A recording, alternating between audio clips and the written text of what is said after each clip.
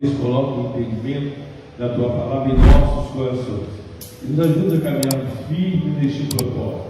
Continua a falar com cada um de nós em nome de Jesus. Amém. Glórias a Deus.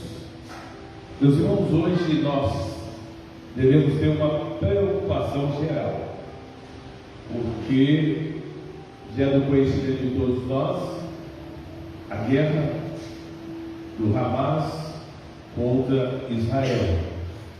Hamas é uma parte da Palestina, né? Então os palestinos contra Israel. E digo para os irmãos que Israel é o relógio de Deus. E Jesus mesmo disse: quando ouvirdes essas coisas, o fim está próximo. Então os sinais dos tempos estabelecidos pelo nosso Salvador acerca de sua vida está mais próximo do que podemos imaginar. Com esse entendimento da palavra do Senhor, é o momento de nós termos uma preocupação primeiro com as nossas vidas espirituais, cuidar melhor da salvação da nossa alma, cuidar melhor do nosso relacionamento com o Senhor, e também as pessoas que estiverem próximas a nós precisamos nos esforçar muito para pregar a palavra toda que isso nos serve. Porque, de modo geral, a sociedade acha que inferno é aqui, mas o inferno não é aqui. Aqui na terra é o local onde nós nos preparamos para ir para o céu. A ausência desse preparo conduz o homem ao inferno. E o nosso Salvador Jesus Cristo, já no texto que nós escolhemos nesta noite, como leitura introdutória, nesse texto nos mostra Jesus relacionando-se com os primeiros discípulos, preparando os primeiros discípulos para que fossem seus seguidores. E Jesus, ao preparar esses primeiros discípulos, nós vemos a princípio 4 pescadores, e depois temos mais 8 que nós estaremos relacionando na mensagem de hoje. Mas nós vemos que quando Jesus encerra o seu ministério aqui na terra, ele deixou uma grande responsabilidade com os seus 12 discípulos. Ele disse que eles deveriam ir, batizando em nome do Pai, do Filho e do Espírito Santo, e ensinando aqueles candidatos a guardarem todas as coisas que ele ensinou para os discípulos. Então Jesus teve aquela preocupação em ensinar e depois imbuir os seus apóstolos e discípulos da responsabilidade de continuar a propagação do Evangelho. Isso até os dias de hoje. Então nós vamos ver que durante 3 anos e meio aqueles discípulos andaram com Jesus. Segundo o escritor sagrado Lucas, quando ele diz: fiz o primeiro tratado ao excelente Teófilo acerca de tudo que Jesus não apenas fazia, mas ensinava. Então demonstra para nós que o ministério de Jesus era ensinar e fazer. E aí as pessoas que o acompanhavam tanto ouviam os seus ensinamentos, como na prática aprendia como realizar a obra de Deus. Quando nós vemos no final do Evangelho de São Marcos, quando Jesus manda ir pregar o Evangelho a toda criatura, ele diz que os sinais que representariam o Evangelho verdadeiro iriam nos acompanhar. Então ele diz que em seu nome expulsariam os demônios, falariam novas línguas, se bebesse alguma coisa não nos faria dano algum, poríamos a mão sobre os enfermos, repreenderia as enfermidades e expulsariam os demônios. Então esses são os sinais que o Senhor determinou para que os seus seguidores pudessem praticar. E toda a igreja que pratica esses sinais é uma igreja verdadeira, é uma igreja genuína. E como se aproxima o fim dos tempos, nós precisamos então nos dedicar muito mais ainda ao ensinamento da palavra do Senhor, porque na terra em que nós vivemos, aqui simplesmente é o local onde se prepara as pessoas para ir para o céu. Então a tarefa é árdua, requer de cada um de nós os esforços para nós pregarmos a palavra de Deus. um esforço muito grande, não apenas dos obreiros do púlpito, mas também de cada um daquele que é nascido de novo, tem que ter a responsabilidade de pregar a palavra de Deus. Conta as histórias que aquele eunuco que foi batizado por Filipe no deserto, quando ele chegou na sua cidade, ele evangelizou a cidade todinha, e era um novo convertido. E nós temos também o endemoniado gadareno após ser liberto. Então Jesus o deixou na cidade de Gadara para que ele desse testemunho daquilo que o Senhor realizou na vida dele. E a história também conta que aquele homem realizou uma grande obra ali. A história também conta que a mulher samaritana, logo que recebeu a palavra do Senhor e colocou-a em prática, dando um testemunho daquilo que ela ouviu de Jesus, realizou uma grande obra para o Senhor. Mas aqui nós encontramos um texto sagrado, que é aquilo que nós queremos tratar com os irmãos nessa noite. O verso 13 de Atos 4 diz assim: então ele dizendo, a ousadia de Pedro e João, informado que eram homens sem letra e indoutos. Isso nos chama a atenção por quê? Porque Jesus, quando começou a chamar os seus primeiros apóstolos, discípulos, ele começou na beira do mar da Galileia. Viu Pedro, João, Tiago, André, eles eram pescadores. E Jesus os convidou para que fossem seus discípulos e os transformaria em pescadores de homens. Aqueles homens simples, conforme diz o texto sagrado, sem letras e indoutos, significa que não tinha nenhuma formação secular, não tinha nenhuma formação científica, porque Jesus não precisava e não precisa de ninguém que tenha formação secular ou formação científica, porque a matéria pela qual nós precisamos levar para a sociedade não são matérias intelectuais, nós precisamos levar é o Evangelho de Jesus Cristo. Então o texto sagrado é bem claro, eram homens sem letra e indoutos. Às vezes as pessoas se preocupam muito em adquirir conhecimento secular para depois então começar a fazer a obra do Senhor. O Senhor não chamou ninguém assim, muito pelo contrário, todos aqueles que Ele tem chamado, Ele prepara e envia para a realização da obra dele. Então, meus irmãos, eu quero vos dizer nesta noite que nós precisamos continuar realizando a obra do Senhor. E eu vejo constantemente os nossos obreiros aqui dizerem que a nossa igreja é uma igreja que tem um ensinamento muito forte. Nós louvamos a Deus por causa disso, porque nós fazemos questão de gerar no entendimento dos irmãos o conhecimento da palavra do Senhor. Não apenas gerar o conhecimento teórico, mas também demonstrarmos a prática da palavra de Deus. Porque só a teoria é de pouco proveito. Não posso dizer que a teoria não é de proveito nenhum, mas a teoria com a prática é algo extraordinário, pelos quais todo cristão precisa ter. Tanto é que Jesus, dando informação acerca da teoria e a prática, ele diz que aquele homem que constrói a sua casa sobre a areia, isso aí é só teoria, é um insensato, se enche apenas de teoria. Mas ele diz que aquele que constrói sobre a rocha ou pratica a palavra de Deus, esse vai estar muito bem, porque com a dificuldade então se manterá de pé. E é o ensinamento que nós precisamos dar à nossa igreja, ao nosso povo, é se manter de pé.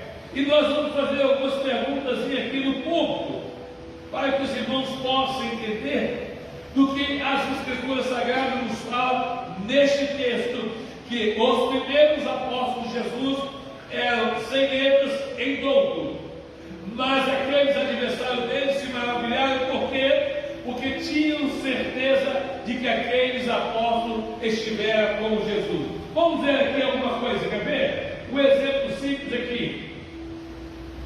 Evangelista, o irmão lembra quando foi o ano do seu batismo? Não precisa do dia. Sabe quantos anos? Não precisa do mês. Um ano. Tem 6 anos que o irmão foi batizado nas águas? Foi. E qual é a sua função na igreja? Foi o Espírito dele. Você lembra quando foi o seu batismo? Quando o seu batismo? Foi quando? E quantos anos tem que o irmão é servo de Deus mesmo? 3 anos. Qual é a sua função? A pastora Marisa não posso falar que já ouviu de lá da cá, então pulou. Vamos lá, pastor Gesiel, lembra o ano do seu batismo? Quantos anos tem? Vai fazer 13 anos, qual a sua função? Pastor. Só? Pastor vice-presidente. Pastor Tari, lembra? Quando você foi batizado?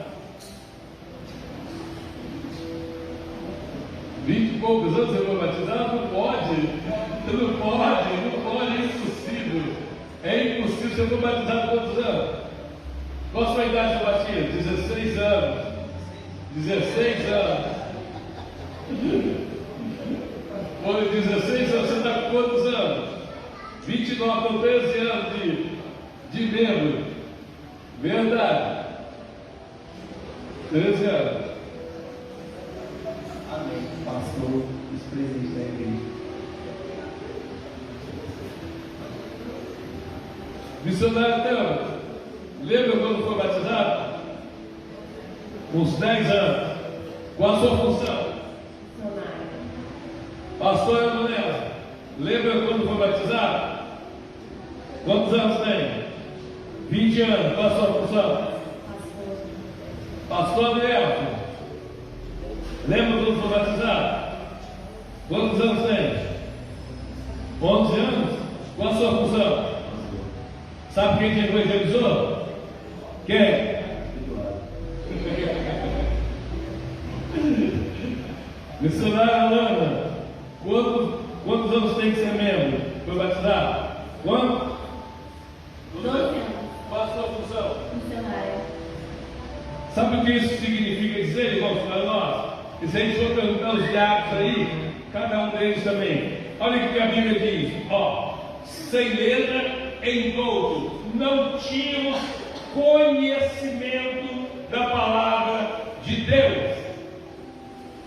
O tempo ou o lapso temporal fez com que todos esses homens e mulheres estivessem preparados para a função que galgam hoje.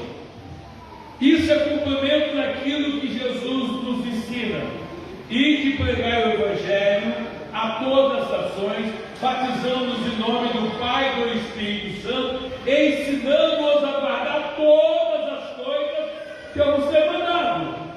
Então a função da igreja de Jesus na terra é pregar a palavra de Deus e preparar os seus membros para a grande comitiva ou comissão. E qual é essa comitiva ou comissão? De quem vai continuar pregando a palavra de Deus.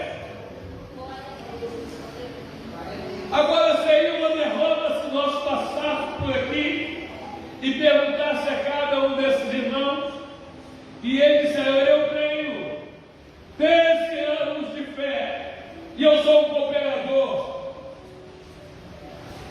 Aí não dá nem para perguntar mais para os outros, né? Que os que têm mais idade aqui de fé, 11, 12, 13 anos, são pastores. Então ficou uma situação meio esquisita. A função da igreja é preparar homens e mulheres para continuar a obra que Jesus nos determinou a que fizéssemos. E a nossa preocupação hoje, então, aproxima o fim dos tempos? Sim. E qual é a minha e a sua responsabilidade? É pregarmos a palavra de Deus. Quando nós pregamos a palavra de Deus tal como ela é, aí nós temos um cooperador muito especial, porque a Bíblia diz que quando nós pregamos a palavra genuína, Jesus ia podia cooperar conosco, fazendo o quê? Sinais e maravilhas. E quais os sinais e maravilhas que Jesus contribui quando nós pregamos a palavra dele? Cura os enfermos, repreende os demônios, somos batizados com o Espírito Santo, falamos em línguas estranhas. Então tudo isso é evidência de que nós estamos em uma igreja verdadeira.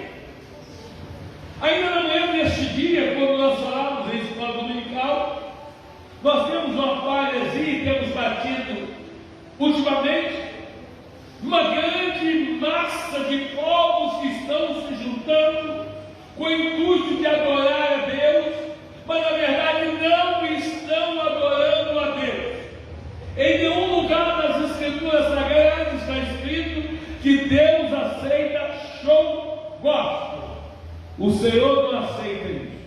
É por isso que na nossa igreja não tem aquelas lâmpadas coloridas, é por isso que na nossa igreja não tem aquele jato de fumaça, é por isso que na nossa igreja não tem aquelas meninas que fazem coreografia dançando para lá e para cá, porque a nossa igreja é a igreja que prega a palavra de Deus. E se nós não pregarmos a palavra de Deus, nós estaremos em situação difícil diante do Senhor. Porque, conforme falamos na manhã deste dia, vamos repetir, a ordem de culto já está estabelecida através do apóstolo Paulo na carta aos Coríntios. Quando nos ajudar que tem salmo, é o que o grupo louvor faz ali, é que as irmãs fazem ali. Tem a doutrina, é isso que nós estamos empregando agora. Salmo, doutrina, tem revelação. Quantas revelações a nossa igreja tem mostrado? Tem a profecia, tem a língua estranha. Esse é o cerne da igreja verdadeira. Mas as pessoas, de modo geral, elas ficam incomodadas em participar de uma igreja verdadeira, porque a igreja verdadeira vai colher alguns desejos da sua carne. E se nós quisermos realmente alcançarmos o céu, nós precisamos refrear o desejo das nossas carnes, porque a inclinação da carne é para a morte, mas a inclinação do Espírito é para a vida e vida com abundância. Glórias ao nome do Senhor. Então veja bem, meus irmãos, nós precisamos tomar o cuidado de não estarmos envolvidos em shows que não existe por aí fora, porque se estamos aguardando o arrebatamento da igreja, conforme o apóstolo Paulo nos ensina, ele vai acontecer e é no abrir e fechar de olhos. A nossa preocupação hoje é que o Brasil ainda é uma nação abençoada, das quais está assegurado o direito de culto no artigo 5º da Constituição Federal. Por enquanto, hein? E é causa pétrea, mas estamos vendo que alguns direitos fundamentais estão sendo extraídos de dentro dessa Constituição Federal. Agora, nada vai me deixar surpreso se por ano de 2024, 2025, essa liberdade de culto tiver sido completamente exterminada da nossa Constituição Federal. Aí, meus irmãos, a coisa vai ficar no estreito. Existem nações que vivem no estreito, e os irmãos que lá estão preparados para o arrebatamento.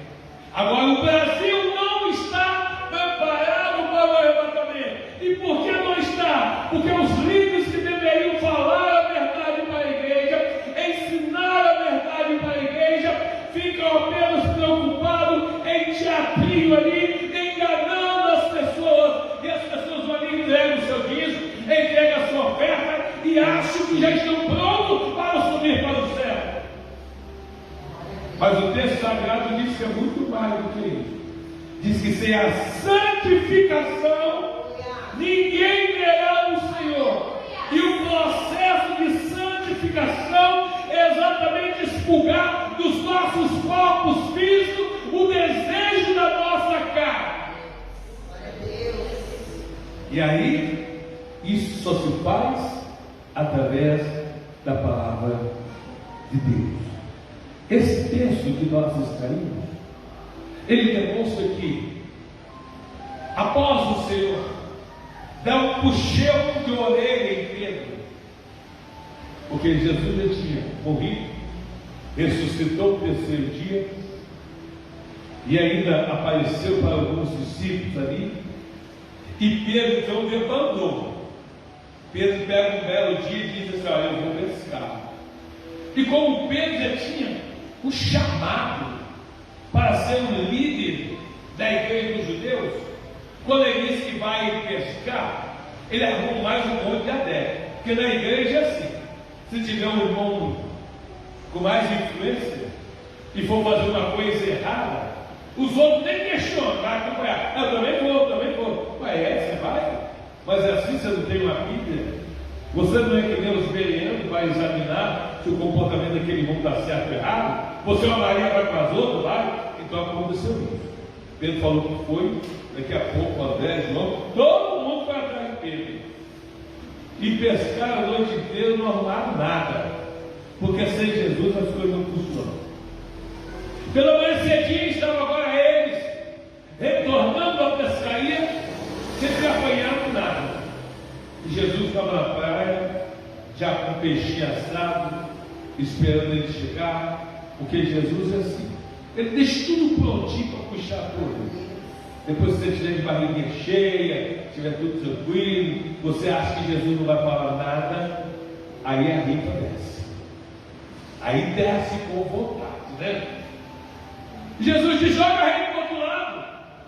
Senhor, a gente vai falar isso, segundo a tua palavra, a gente vai fazer isso. E a rede encheu, e eles lotaram o barco de peixe. E quando está se aproximando agora, aí João Marcos diz para Pedro: Pedro, é o Senhor, Quer dizer, caramba de Pedro, né? Que Pedro estava lá na embarcação, o líder estava lá. O texto não diz que os outros estavam nus, não, mas diz que Pedro estava nu. Olha o péssimo exemplo de Pedro. Todo mundo marca ali, mas o texto diz que Pedro estava nu. Não falou que tinha mais ninguém pelado, não, só Pedro. Pedro agora veste a sua roupa. Se estava nu para não molhar a roupa, não entendi. Veste a roupa e pula na água. Já sai correndo para encontrar com Jesus. Jesus: não, calma aí, vai lá ajudar seus irmãos a trazer o barco para cá. Eu tenho tempo para conversar com você. Depois que todo mundo chega na beirada da praia ali, Jesus: vem cá, vim de jantar. Mas é de manhã cedinho, 6 horas da manhã, vim de jantar de manhã. Apesar de que tem gente que sai para trabalhar, e já faz uma marquinha 1 hora, né? Come, né? Para depois de trabalhar, e depois 10 e meia, 11 horas, almoça de novo. Jesus diz: vim de jantar, 6 horas da manhã. Porque eles viraram a noite inteira e estavam morrendo de fome. Aí comeram os peixinhos. Jesus: Pedro, vem cá agora, vamos começar. Aí Jesus começa agora a dar uma lição para Pedro. Você lembra quando eu te chamei lá da Galileia? Eu te chamei que havia após mim. Aí você concordou. Eu disse: você vai vir para ser pescadores de homem. E por que você está aqui pescando peixe novamente? Não foi isso que você combinou comigo? Pedro me ama, eu amo o Senhor. Sei como. Apacenta as coisas comigo. E vai andando. Pedro, eu não entendi essa sua. Você desencabeçou todo mundo, rapaz. Quando você sai para pescar, você fala vai pescar, você acha que eu não ouvi? Aí por causa da sua decisão, aí todo mundo se acompanhou. Pedro, tu me ama? Amo, Senhor. Eu te amo. Apacenta os meus cordeiros. Pedro começou agora a ficar preocupado. Porque quando você está conversando com a pessoa, e a pessoa te pergunta: está tudo bem? Você diz: tudo bem, né? Está tudo bem? Não, tá. Está tudo bem mesmo? Está tudo bem, pastor, está tudo bem. Então tá, aí depois vem dar o testemunho da luta interna que estava passando. Então é assim, todos nós somos assim. Quando as pessoas falam, imediatamente quer dizer que está tudo bem. mas começar a perguntar muito, aí a gente vai para dentro da gente mesmo, olha para ó, caramba, eu estou falando, está tudo bem, coisa. Jesus pergunta pela terceira vez: Pedro, tu me amas? Ah, Senhor, tu sabes de todas as coisas. Eu te amo, mas eu não consegui fazer aquilo que o Senhor me mandou fazer. Pedro, conduz e converte os teus irmãos. Chega agora então, depois da assunção de Jesus do céu, Pedro agora começa a falar nele. Ele, João, com toda a ousadia, porque agora ele estava convertido, agora ele estava convicto, agora ele sabia que ele tinha que fazer aquilo que Jesus determinou fazer. E prega, a Bíblia diz, quase 5.000 almas aceitam Jesus. Muita gente. Agora, como é que pode alguém que 3 anos e pouco atrás, antes de 4 anos, era sem letra e douto, consegue prender em um sermão para decisão cerca de quase 5.000 pessoas?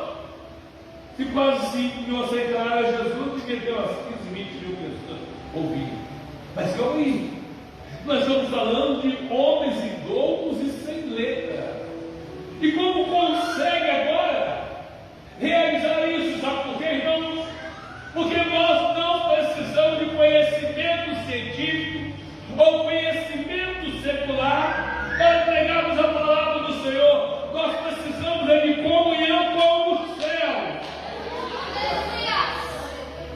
Quando nós colocamos os nossos joelhos ao chão, falamos: Senhor, nós somos um instrumento seu, usa-me para a glória do teu nome. E o Senhor quer fazer isso. Não foi o que aconteceu com Isaías. No dia que ele foi surpreendido, ele diz assim: no ano em que morreu o rei Uzias, eu vi o Senhor assentado em um alto sublime trono, e os seus séculos enchiam o templo. E os serafins voavam de um lado para o outro, com 2 asas cobriu o rosto, com 2 cobriu os pés. E eu disse: ai de mim que vou perecer, porque sou um homem de impuros lábios, habito no meio do povo de lábios impuros. Mas o serafim voou na minha direção, e com a brasa viva tocou nos meus lábios, e tirou a minha iniquidade. E aí eu ouvi a voz do Senhor que dizia: quem há de ir por nós?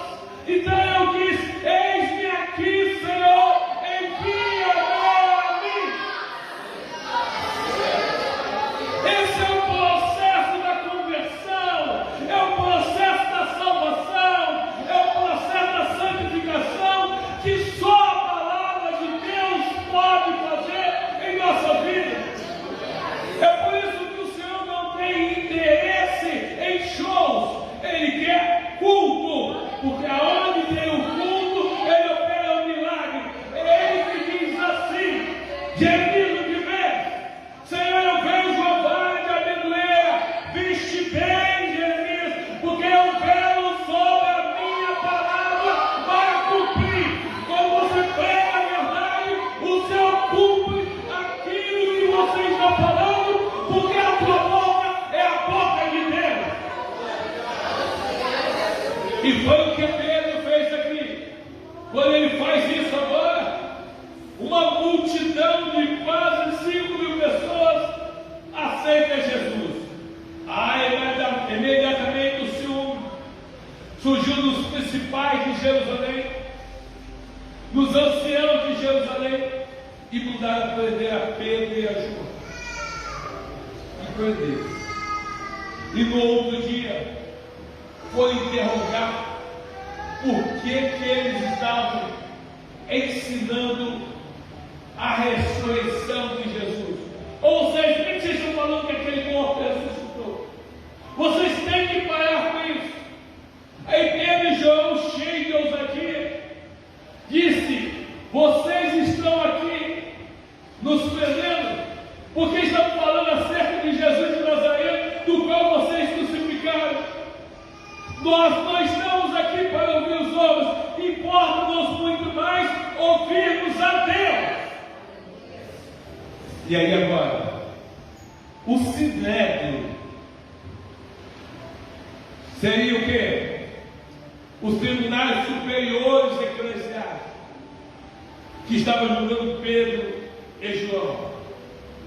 E naquele momento chega alguém e diz: olha, esses dois homens, eles andavam com Jesus. Aí o Sinédrio, querendo ou não, ainda que era uma oposição, eles se maravilharam que Pedro e João eram homens idôneos, sem letra, sem conhecimento secular, e haviam andado com Jesus. Eles não puderam fazer outra coisa a não ser libertar os dois e falar: não ensino mais no nome de Jesus. Aí eles ensinaram mesmo. Então veja bem, meus irmãos, quando o Senhor te chamou, Ele conhece o teu conhecimento, sabe que é zero, assim como o meu também. Foi Ele que me chamou, foi Ele que te chamou. E Ele começa a investir em nossas vidas, e vai trabalhando em nossas vidas. E aí o resultado que vocês observam, o que cada um dos obreiros falaram nessa noite. Quantos anos tem de fé? É porque acreditaram no Evangelho, deram lugar à palavra do Senhor, e a palavra foi moldando, e hoje são obreiros de valor, porque o Senhor nos chamou. Ele quer que nós estejamos preparados para representá-lo aqui na terra, e principalmente nos últimos dias da história da igreja. Quinta-feira, nós realizamos o batismo. Alguns candidatos, ao descer no tanque das águas batismais, isso caracteriza o final do Evangelho de Mateus, quando o Senhor diz assim: ide pregar em todas as nações, batizando-as em nome do Pai, do Filho e do Espírito Santo. Isso nasceu na nação israelita, e nós estamos na nação brasileira. Qual é o poder do Evangelho? E o que mais me chama a atenção, que as igrejas verdadeiras, eu gosto de usar muito isso, não apenas estão pregando o Evangelho, mas os sinais continuam acompanhando. Sem os sinais, nós não podemos dizer que somos igreja de Jesus Cristo, porque a palavra diz que Ele iria colaborar com a pregação do Evangelho. Então, se não há a colaboração de Jesus, essa igreja não é verdadeira. Um dia desse eu falei pela manhã, e vou repetir agora, porque e a pessoa, eu acredito, pode estar assistindo na live do nosso culto, não me importa, porque eu falei diretamente com ela e é a verdade. Uma irmã da nossa igreja, ela gosta muito de visitar uma igreja que tem aí fora, que é só show mesmo, né?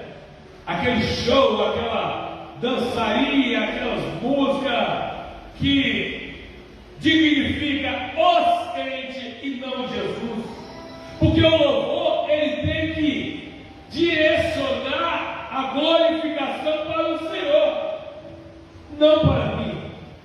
Então aquele monte de cantores gospel, aquele monte de estrela, e o sol da justiça não estava lá, porque quando nós queremos brilhar, muito de Jesus sai do nosso meio.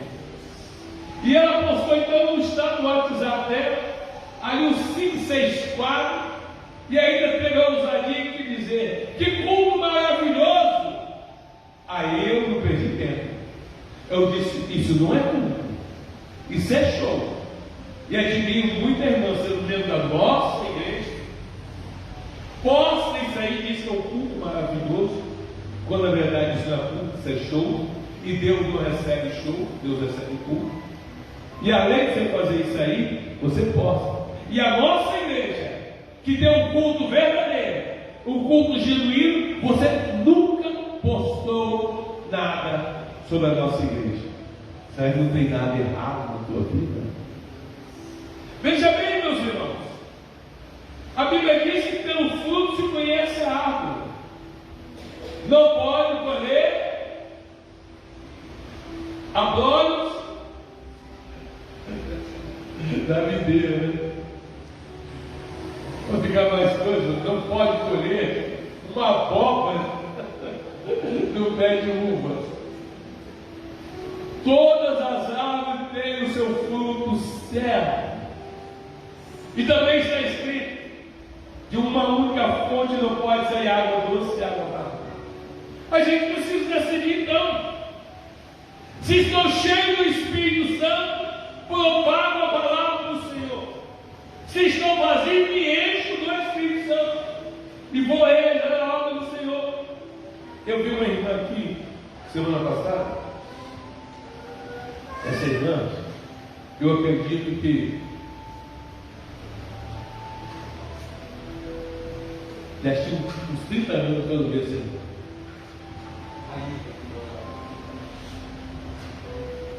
Encontrei com ela aqui na esquina, conheci ela pelo sorriso dela.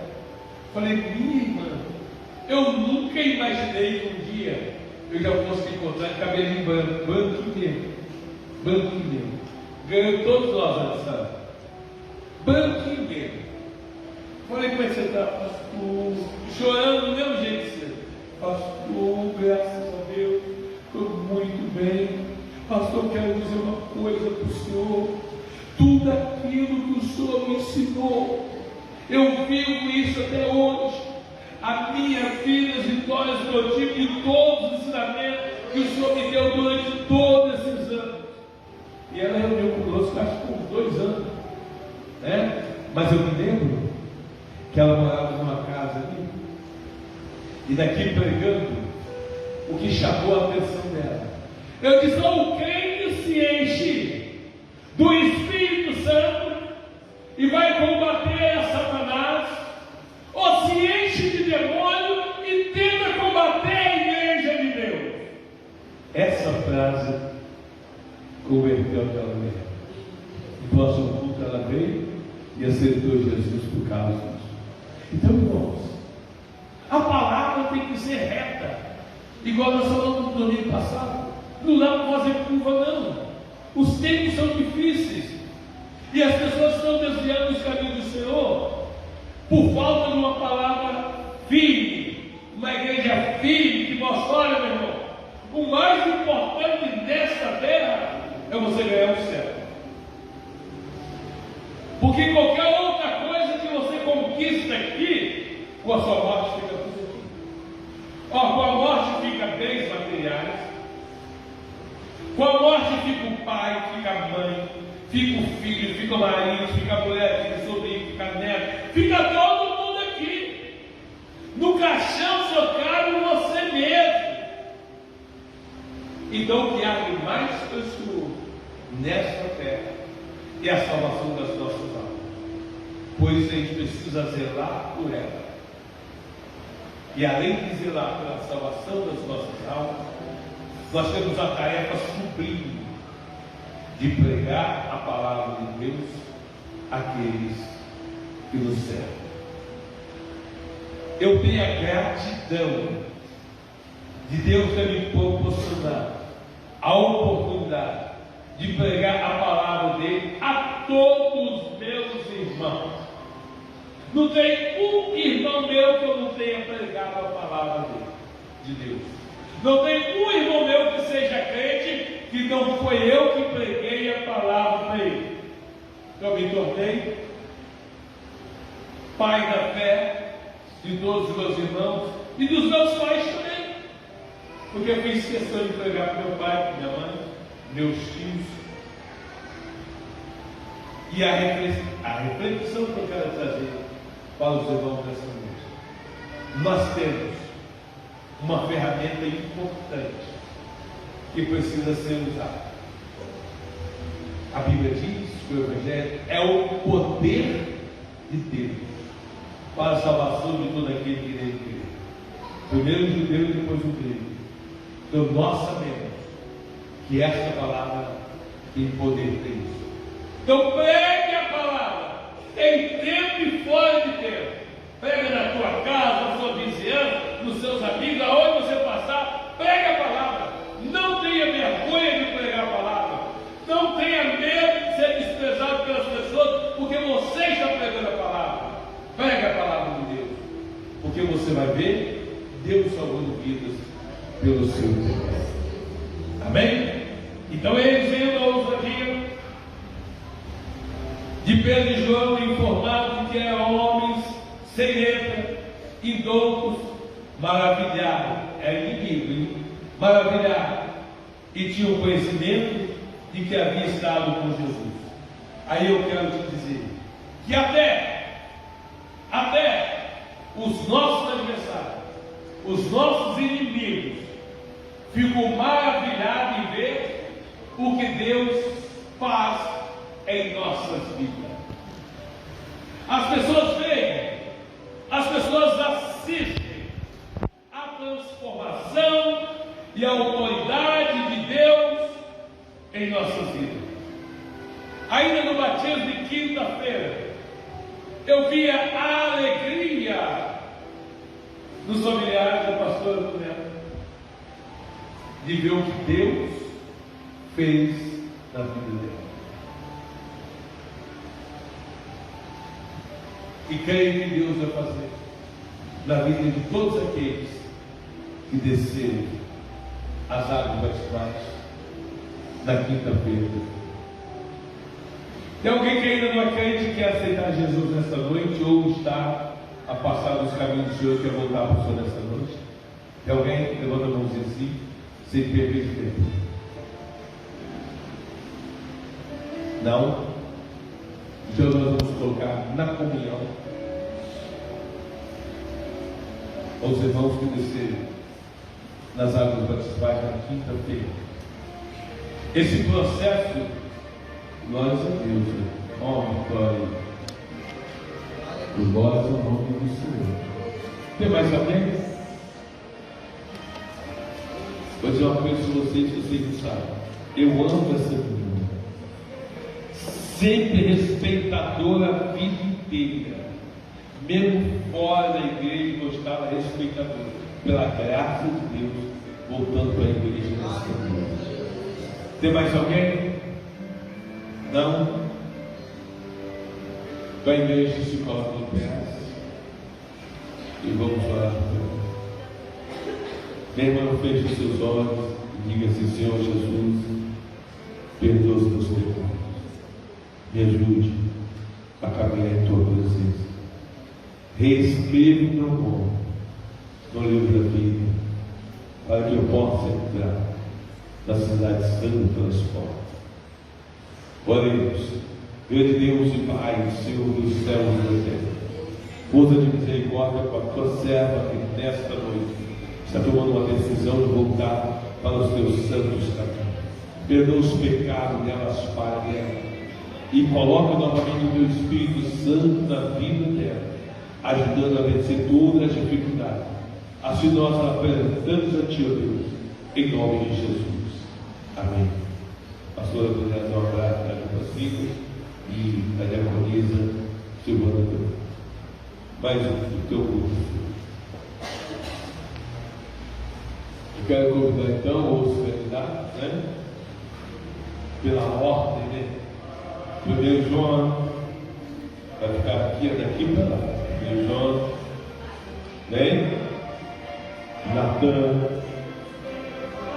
Priscila e Márcia.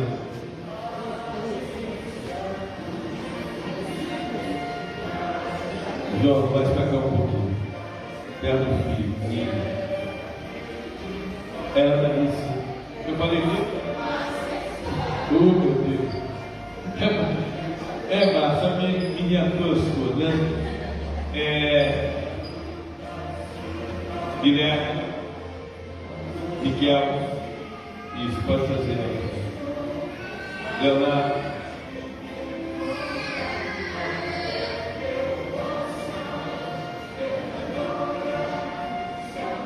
e o Fran. Está faltando alguém?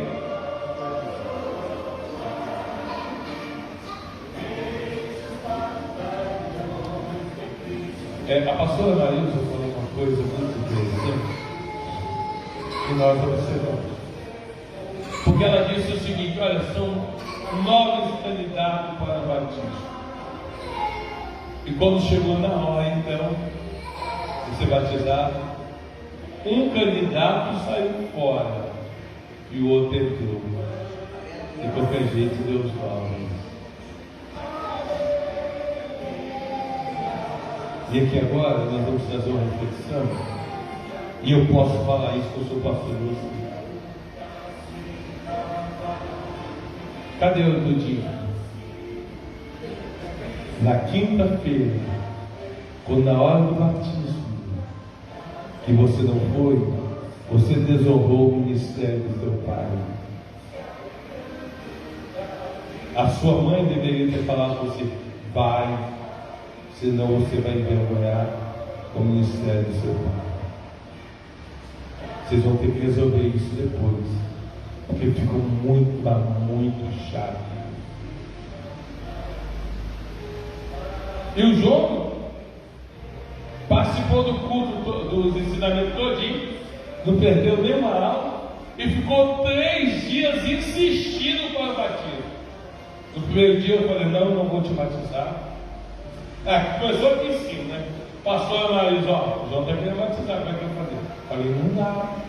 Depois chega o dia, pastor, o João está querendo batizar. Eu falei: e você sabe o quê? Aí o pai dele falou: se ele está preparado, ele que sabe. Falei: gente, não dá. Quando chego do lado de fora ali, o João, junto com o pastor Maris, eu posso batizar? Não dá. Falei: amanhã cedo eu venho conversar com vocês, tá? No outro dia cedo, ele já chegou no escritório: pô, eu vou batizar? Falei: não dá, eu vou orar no Senhor, viu? Aí tá bom, aí vamos pro batismo. E quando chegamos lá, ele falou assim: pô, eu posso então ficar assistindo lá? Assistir você pode, você só não vai batizar, mas assistir você pode. Mas quando chegou no batismo, na hora em que o pastor Eduardo estava orando, o Espírito Santo diz assim: o filho dele não quer, mas o João se quer. Coloca o João. Então, João na sua cabeça. Coloca a mãozinha direita de vocês no coração e a igreja se coloca de pé. Mão direita, tá? Vocês sabem que é mão direita, né? Olha para frente e repita comigo a seguinte oração: peço à igreja que me receba na comunhão, como uso fazer os santos. Prometo obedecer os ensinamentos da palavra de Deus e o meu pastor. Os irmãos querem recebê-lo na comunhão? Diga amém. Amém. Dê um passo para frente de vocês, todos candidatos. Isso. E vire de frente para mim. Os obreiros desçam para impor as mãos.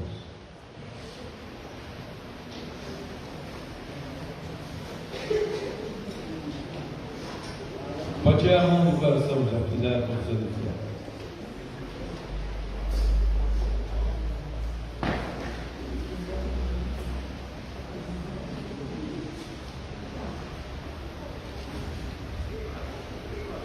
São 9 obreiros também.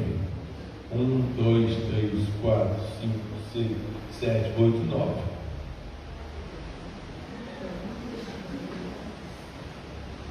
Chega mais para cá, pastor Maria. Vai ficar bem mais gente aí que de tua caixinha para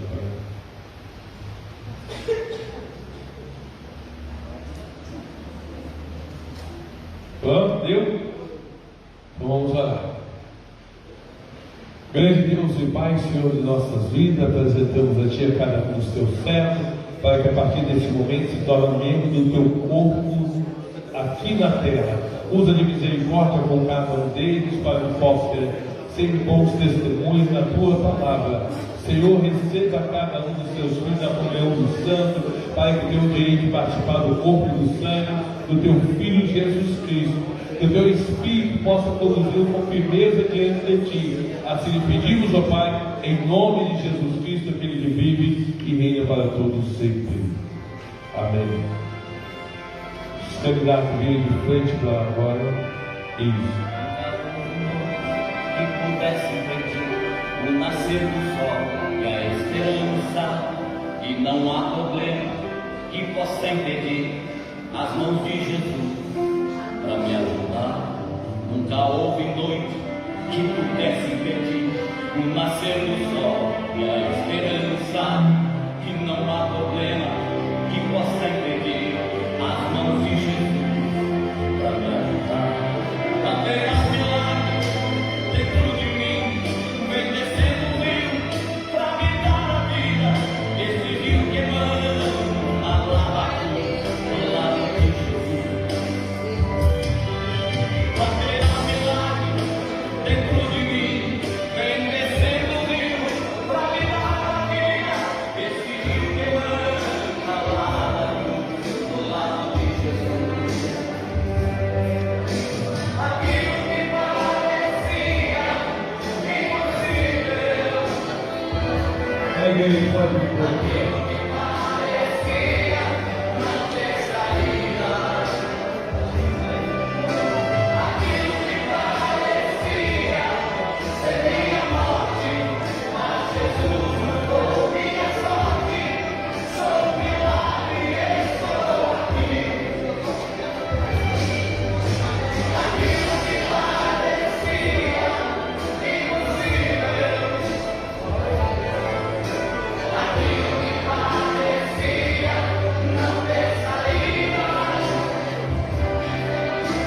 aquilo que parecia ser minha morte, mas Jesus mudou minha sorte.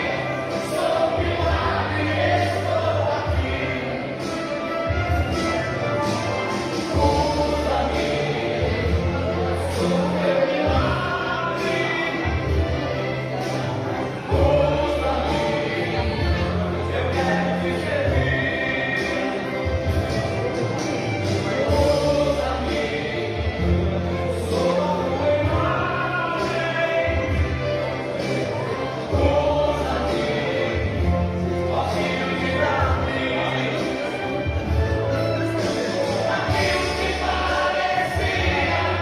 parecia impossível, aquilo que parecia não ter saída, aquilo que parecia ser minha morte, mas Jesus mudou minha sorte. Sou um milagre e estou aqui. Aquilo que parecia impossível,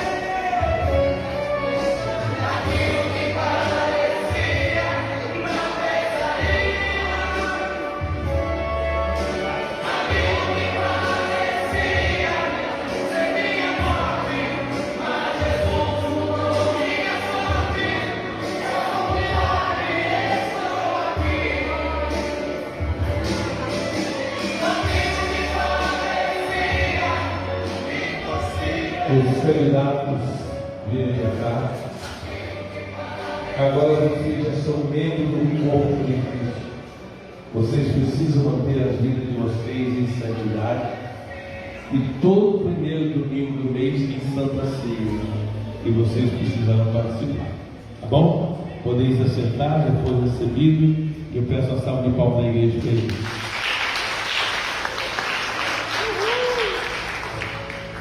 E esta noite ainda carece de uma oportunidade para a pastora Brunella dar o testemunho acerca dos dois filhos dela. Salve o nosso Pai Senhor. Eu já contei esse testemunho aqui na igreja, mas no dia do batismo dos meus filhos e hoje, quando eles entraram na comunhão, o Espírito de Deus me lembrou, muita reflexão que há 11 anos atrás, o Natan, quando eu ainda estava com 37 semanas, que eu tive um pico E ali o pastor e a pastora Dulce me levaram para o hospital. Quando eu cheguei ali, minha pressão estava 19/7. E a médica que me examinou disse bem assim que eu estava com início de uma eclâmpsia. E quando ela fez o exame na minha barriga, ela viu que o Natan estava morrendo porque eu tinha perdido todo o líquido amniótico e ele não estava conseguindo respirar. Eu tinha perdido o líquido e nem sabia. E ali ela me internou, nem estava ainda na hora dele nascer, e ela me internou para fazer uma cesariana de urgência porque o Natan estava sem respirar. E aí o Espírito de Deus me lembrou, né, que é um milagre de Deus. Quem estava morrendo e hoje está entrando na comunhão. E o do Jonathan, né, o do Jonathan é um milagre ainda que não consigo nem expressar. Quando eu e Júlio estava de 8 meses, eu e Júlio fomos no médico e fazer uma ultrassom normal para ver a última ultrassom que eu tinha que fazer. Aí o Júlio me levou e quando chegou lá que a médica fez a ultrassom, ela disse que o Jonathan estava morto dentro do meu ventre. E ele não se mexia mais e eu não tinha reparado, porque eu tinha o Natan tinha 1 aninho e pouco, e como com outra criança, né, eu não tinha reparado que ele não se mexia, já tinha um dia, uma noite, ele estava no outro dia. E ele não se mexia, eu não reparei. A médica me perguntou, você não reparou? Você não reparei. Fui reparar hoje, quando eu acordei, porque ele mexia a noite toda e eu percebi que ele não tinha mexido naquela noite. E aí ela falou assim que ele estava morto e que era para eu ir na minha médica para ver qual procedimento eu ia ter que fazer porque ele estava morto. E quando eu liguei para a minha médica estava em viagem, ela falou assim que ela só poderia me atender no outro dia. E aí eu vi, ninguém sabia, foi uma quinta-feira isso. Quando chegou a noite, minha mãe estava na minha casa, as únicas pessoas que sabiam disso eram a minha mãe, o Júlio, o pastor. A pastora Dulce soube só quando ela chegou do serviço. E quando eu cheguei no hospital, a primeira pessoa que eu fui foi no pastor. O pastor estava no escritório aqui ainda. E eu falei, pastor, a situação é assim, assim, pastor, você não se preocupe. Ele pegou óleo de unção, me ungiu. E eu confiei naquela oração. E eu não me desesperei, nem eu e nem Júlio, hora nenhuma. A notícia foi tão assim que a gente não conseguia nem falar sobre o assunto. Eu e ele viemos lá do shopping Praia da Costa até aqui sem tocar nesse assunto. Quando eu cheguei aqui, eu falei com o pastor e ninguém mais sabia. E no culto da unção, eu sentei ali onde a irmã Alessandra está, eu sentei ali, minha mãe sentou no outro banco. E aí, no momento da unção, a pastora Marilza veio orar por mim. E quando ela colocou a mão na minha barriga, ela orou, ela falou assim comigo, não senta ainda, porque eu vou conversar com o pastor para a gente fazer outra oração, porque quando eu orei por você, eu senti uma coisa muito ruim, muito ruim. E ela não sabia de nada. E aí os obreiros, quem estava aqui no dia lembra, acredito que os obreiros estavam aqui, fizeram o circo, o pastor já sabia, e a pastora Marilza veio e falou para o pastor também já sabia o que era. E quando eu entrei no circo, quando o pastor começou a orar, a pastora Marilza colocou a mão na minha barriga, na hora o Jonathan mexeu. Então Deus ressuscitou o Jonathan ali. Então quando eu vejo hoje também ele entrando na comunhão, eu me lembro disso e falo, Jesus continua operando milagres. E para mim é um privilégio muito grande ver isso, porque eu sei o que aconteceu lá. E no outro dia, aí a minha médica veio, eu consultei com a minha médica mandou eu fazer, mesmo depois do Jonathan ter ressuscitado, eu fui na médica no outro dia, porque eu já tinha marcado, e ela mandou eu fazer um eletro do coração do irmão. O pastor foi comigo, lembra, pastor, nesse dia? O Júlio estava trabalhando, a pastora Dulce também trabalhou, e eu precisava de um acompanhante, o pastor me levou e me acompanhou no exame. E quando o médico veio, colocou um monte de aparelhos na minha barriga, que o coração dele estava acelerado, ele falou assim, quem disse que essa criança morreu? O coração dele está batendo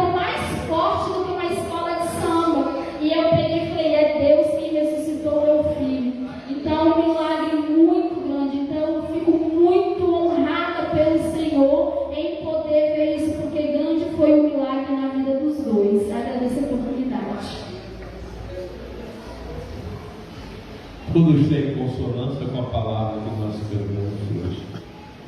Eu disse ao pastor Távio, quando eu saí dessa terra, eu deixei um legado muito grande para a minha filha.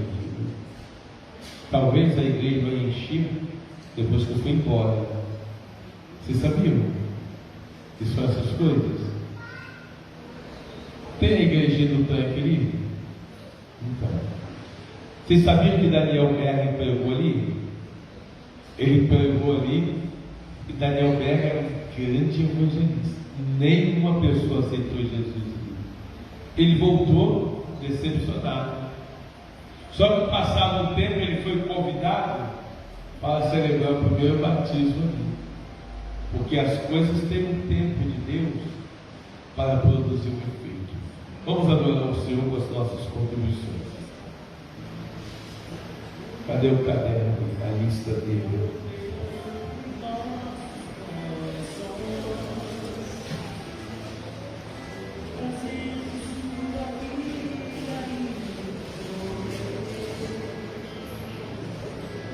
Amanhã às 19h30, ensaio na mocidade. Toda a mocidade aqui ensaiando amanhã às 19h30. Terça, culto de oração às 19h30. Quarta-feira, ensaio do grupo de louvor às 19h30. Quinta-feira, culto da unção às 19h30. Sexta-feira, ciclo de oração das 15 às 18 horas e às 22 horas a nossa vigília. Domingo, 8 horas da manhã, escola bíblica dominical e às 19 horas, culto público. Agradecer aos visitantes que participaram conosco nesta noite. Eu vi aqui que não temos aniversariante, não é isso? Então vamos nos colocar de pés e vamos agradecer ao Senhor nosso Deus as vezes que tem nos dado na noite deste dia. Convido o pastor Adriel para fazer esta oração.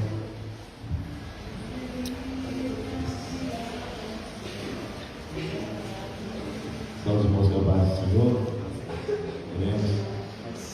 maravilhoso Deus e eterno Pai, te damos graças, Senhor, por estar na tua presença, por mais este culto abençoado que tivemos, pois verdadeiramente nós temos a consciência que o Senhor esteve presente e continua presente, Deus amado, em nossas vidas.